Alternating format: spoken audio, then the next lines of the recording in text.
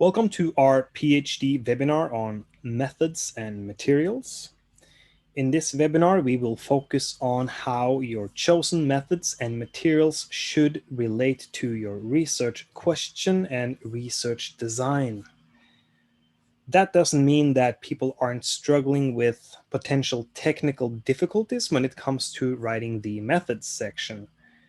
Materials and methods section has been reported as the most easily written or will be written section. Ironically, nearly 30% of the reasons for rejection are related to this section. Because of this, we have included two links in the description that will give you some technical pointers on how to write a methods section. There's also a link to a PhD webinar video about how to write introductions that could be beneficial when it comes to understanding what should be in the methods section and not. Every scientific project or research project starts out with an idea, and you work on that idea, you refine it, you distill it, and you will end up with what? That means a topic that you have chosen to research, why it is important, and then how you're supposed to do it. And that is the methods that you have chosen in order to answer your question, your research question, your hypothesis, or your thesis statement. Now, there's many different ways that you could try to answer a question. You could apply lots of different methods. Now this turned into a big mess. And the reason is that different scientific disciplines have different methods. Different projects needs different methods. So let's start with a clean slate, and we should probably focus on something relatively simple instead. We could focus on me. My name is Nicholas. And there's a bunch of different things that you could say about me and different things that you could research when it comes to me. You could go many different directions, and that would require different methods. I'm going to show you a couple of different examples to explain why different approaches require different methods. Different questions needs different approaches. So what is Nicholas? Well, it depends on how we interpret this question, but one possible way is you could assume that I am a human being, I'm a primate, and there's different things that you could focus on if you want to look at my humanity. You could focus on the different cells that I consist of and how they work together, or the different mechanisms in my body, in my biology. Or you could focus on what goes on inside of my head. And here we could choose different directions. One would be what happens in my brain when it comes to the neurochemical and electric processes. But you could also focus on how I perceive my own humanity, how I think about my own humanity. And these two approaches would require vastly different methods.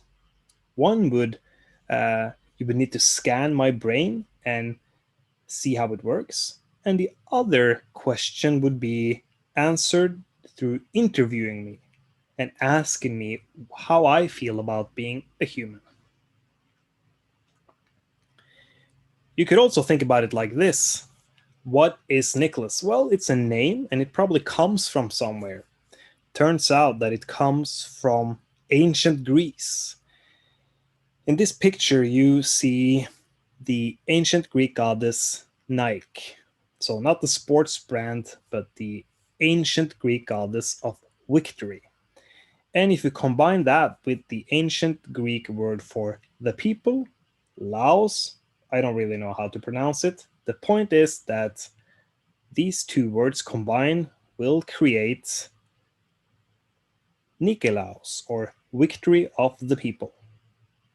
So this would be more of an historical and possibly linguistic approach to answering the question of what is Nicholas, if you decide that I want to focus on where the name comes from, Well, that will require certain methods. You could also focus on this guy, Sankt Nicolaus. Christian saint, became very popular and is probably, or his popularity is probably responsible for spreading the name Nicolaus and all the different variants of that name throughout the Christian world. And somehow this is related to this guy, Santa Claus. Well, once again, this would require a completely different method in order to figure out why Santa Claus is connected to Saint Nicolaus and what that has to do with the name Nicholas. So why Nicholas? That's another type of question. Once again, if we want to figure out why I am named Nicholas, you have to ask my parents. And then the method would be to interview my parents. But you could also focus on something completely different. Why Nicholas, in the sense that why have I been given a name? And then you could decide to focus on how different cultures have different rituals connected to giving an infant a name and what kind of effect that has on its ego. What I'm trying to say is that different questions will require different approaches, different methods. So it's important to know what your research is trying to do. Are you trying to explain something? Are you trying to describe something, compare or contrast something, argue, test, replicate, map, connect different things, or create something new, like a new theory or a new perspective? All these different objectives will require different methods. So you should try to connect what your research is trying to do to a research design. That will make it a lot easier for you to decide which methods you will have to apply. Your research questions informs the types of answers you can get and the appropriate methods to use. Different research designs ask different questions and will result in different understandings. And one thing which is important to remember, and it also applies for theories, remember that they are tools. Methods and theories and different concepts are tools that you can apply. This means that there's certain things that is relevant to include and other things that are not that relevant. And here is an example. If you look at this picture, this is a picture from a workshop in DeWitt, Nebraska, in United States of America. And this guy, his name is William Petersen. He was born in Denmark, emigrated to United States, and he ended up working in this particular workshop in DeWitt, Nebraska. And while working in this workshop, he invented something called the vice grip. It's a type of wrench. If you have to use a vice grip, if you need a wrench to tighten a bolt, is all this information about William Petersen relevant? Probably not. And the same logic applies to the use of methods and theories in a scientific text or a scientific paper as a part of a research project. Only include the information that is necessary. Think about methods and theories as tools. So you don't have to include a lot of information about William Petersen if you decide to write about the vice grip and how to use it.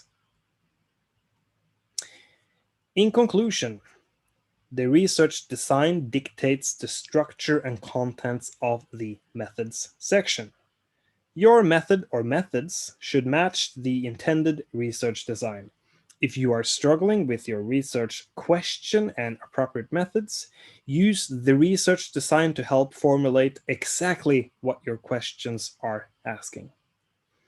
Your research may require multiple research questions, multiple research designs, multiple data collection methods, and analysis methods. To separate complexity and to write individual articles, as any PhD students will have to do, remember that each article could focus on a single research question and therefore be based on a single research design. And then you will also have to include methods that are appropriate in order to answer the question. Remember that the next article can use different questions, designs, and methods, building on your previous research. Produce multiple sequential articles that build towards your grand idea.